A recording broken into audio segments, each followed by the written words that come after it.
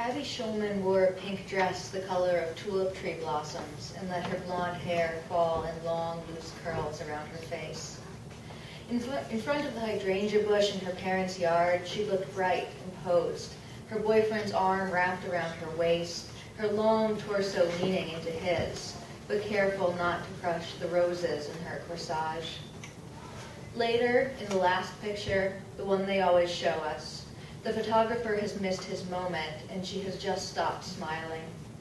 Her head is turned off of center, and while her boyfriend is still there, grinning dumb and huge into the camera, there is a dark space between their bodies where she is beginning to pull away. In the fading of one expression into another, it is impossible not to intuit some trepidation. But she looks prettier in the last picture. We all agreed. Prettier by far. There is no such tragic precognizance in Miranda Hill's prom picture. Her dress is green and shiny and sleek. Her hair is long and perfectly straight, and she looks into the camera with a grin that is a challenge and an invitation. It is a grin that a certain kind of teenage girl works hard to cultivate. It says that she drinks alcohol and smokes cigarettes and knows things about sex, and that she is exciting and older and doesn't care what you think of her because your thoughts mean less than your desires. It is that look on Miranda's face, along with, perhaps, the fact that she was a brunette where Abby was a blonde, she a driver where Abby was a passenger, that made us all feel that when their cars collided late that night on the stretch of 302 that runs from the Steak and Shake on MacArthur Boulevard, past the high school, and out in the dark miles of cornfields and indistinguishable white farmhouses where most of us lived, that there was some kind of interminable and bone-deep competition between them. More than a decade later, the gorgeous dead girls of the 1987 Poplar Ridge Senior Prom continue to be a polarizing force.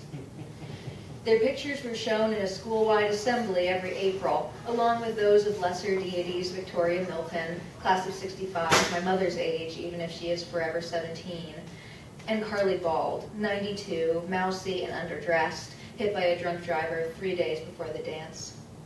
In my senior year, they added a film to the program that included graphic, if low-budget, depictions of drunken car crashes in which girls dressed like our girls died. And this was the first time I realized that we were meant to take anything from the ritual besides a renewed sense of our losses and a fresh zeal for deciding the undecidable question of who had been more beautiful. I was for Abby. I held this opinion fervently in my first 2 years, though age and sophistication brought with it an appreciation of Miranda's more difficult charms. I came to recognize that she was, perhaps, the greater loss. In that last picture, she seems to imagine that she has more than 4 hours of life ahead of her, that she will have time to become something else. And what can we mourn for in teenagers except potential? Abby, in contrast, looks finished. She's doomed, static, and complete. If she'd lived, she never could have looked better than she did at that night in the beginning of May when she was 18 years old. It was all she was ever meant to be, so she is whole and perfect and irresistible. Does it need to be said that they became poles for us, opposites and archetypes, that between them we knew all the women of the world? Those two girls sussed us out cleanly. No one graduated from Poplar Ridge High School without knowing if they were a romantic or a realist. Opinions of what the afterlife held for our girls divided along the usual religious lines. There was a contingent that imagined, a little too gleefully, I think, that they were having their soft young flesh burned away to reveal souls blackened by drinking and fornication. But even the ones who thought that were in love with them, condemnation being just another attempt to escape from longing.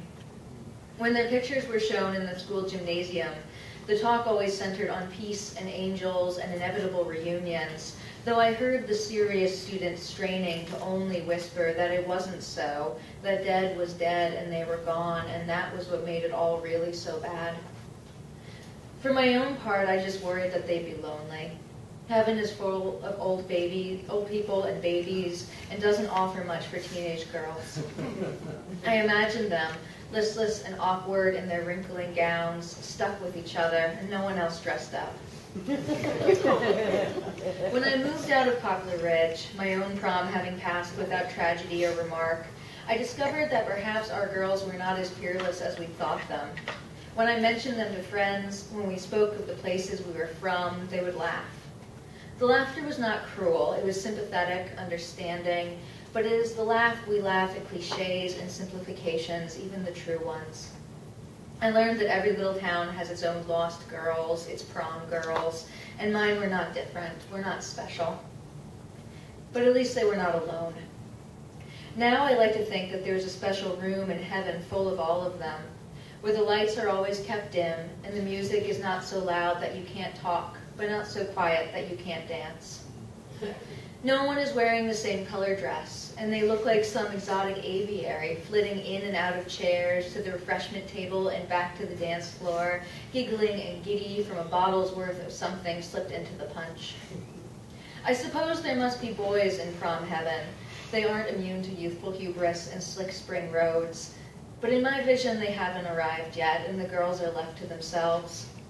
They touch one another's hands demurely, step slow and unsure, apologizing, but the music is getting faster and they grow less shy, put hands on hips, and laugh with a voice that is as numerous and fleeting as champagne bubbles.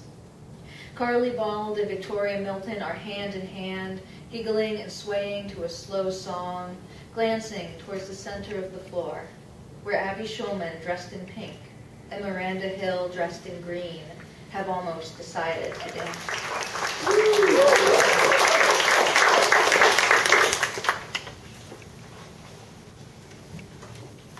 Where the willow greens, I know the song in your heart.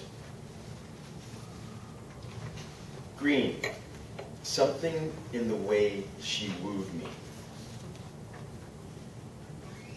Spring rains, the sound of sunshine. Crocus, the way you jut through the snowy white.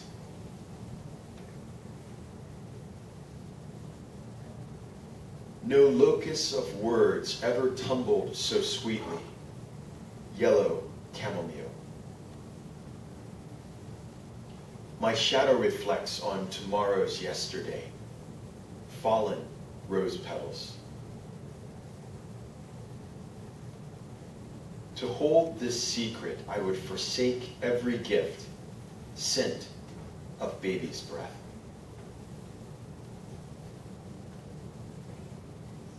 June's cherries, first day of spring. So green, always green, this autumn field. Butterfly laughter. 2 rose petals press my cheek. Haiku in my heart. Cold day. Ginkgo leaves swirl closer, closer.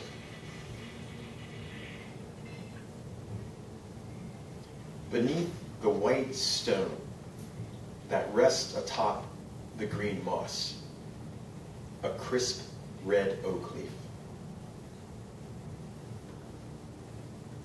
Lotus, how you yield with the morning light. A bend in the road, the elm adds another ring.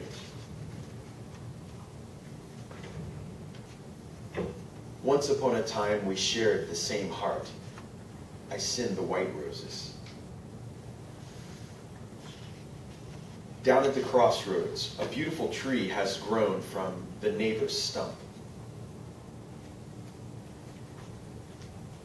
Cypress, on a salted breeze you dance like a kite.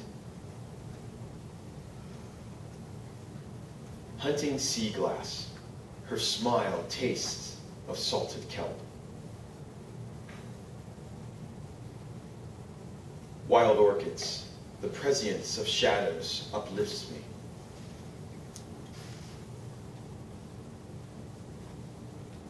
with the dawn, there on the dew, my muse. Pink cherry blossoms, this moment of air passes but once every spring.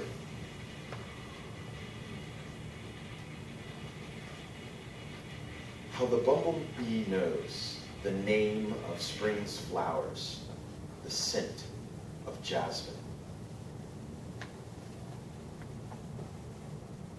Just beyond the trees, white as far as my eye sees, a beautiful blue lake. First day of spring, no butterflies, then she skips by. Lone pine tree sheds its white robe, spring in Hakone. Above the village, just behind the running spring, the bluebells bowing.